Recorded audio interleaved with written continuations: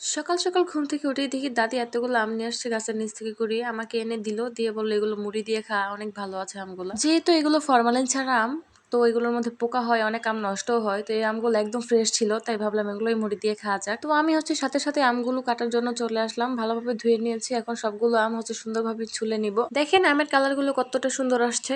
আর এদিকে আম ছোলাচ্ছিলাম, আর আমি গাছের নিচে বসে আমগুলো ছোলাচ্ছিলাম, আর এদিকে টুস করে একটা আম উপর থেকে আবার গাছ থেকে পড়লো, একদম গাছ পাকা আম। এটাকে ওগুলোর সাথে আমি ছুলে নিব, সবগুলো একসাথে ছুলে তারপরে আমি আম থেকে রসটা বের করে নিব।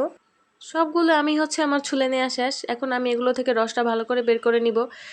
আসলে আমগুলো সবগুলো আমি ভালো ছিল, একটা আমও পোকা হয়নি, এই জন্য আমার জন্য সুবিধা হয়েছে। আমি ভালোভাবে আমগুলো চটকে নিতেছি, একদম রসটা ভালো করে বের করে নিলাম। দেখেন এতগুলো রস হয়েছে এই আমগুলো থেকে। এখন এগুলোর সাথে আমি অ্যাড করব গরুর দুধ। এখানে গরুর দুধ আমি অ্যাড করে নিব। এখন এই গরুর দুধগুলো আমার মা কালকে থেকে জাল করতেছে, একদম ঘন হয়ে গেছে জাল করতে করতে।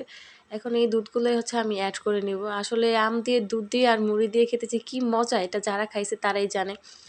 আর এই আমের সিজনে যদি এভাবে মুড়ি দিয়ে দুধ দিয়ে আম দিয়ে না খাই, তাহলে মনে হয় আমের সিজনটাই অসম্পূর্ণ থেকে যায়। প্রত্যেক আমের সিজনে আমরা সবাই মিলে এটা অনেকবারই খেয়ে থাকি আর কি, যতদিন আম থাকে কয়েকবারই খাওয়া হয় আমের সিজনে। অনেকে আবার এভাবে নিয়ে ভাত দিয়েও খায়, মুড়ি দিয়ে না খেয়ে, যার যেটা পছন্দ। দেখেন এখন আমগুলো কত সুন্দর লাগতেছে দেখতে দুধের সাথে যখন মিক্স করে দিলাম। এখন আমি এখানে একটু চিনি অ্যাড করে দিব। যদিও আমগুলো অনেক মিষ্টি ছিল, তারপরে আমি একটু চিনি অ্যাড করে দিলাম, কারণ আমি মিষ্টির একটু বেশিই খাই, আর মিষ্টি না দিলে আমার কাছে ভালোও লাগে না।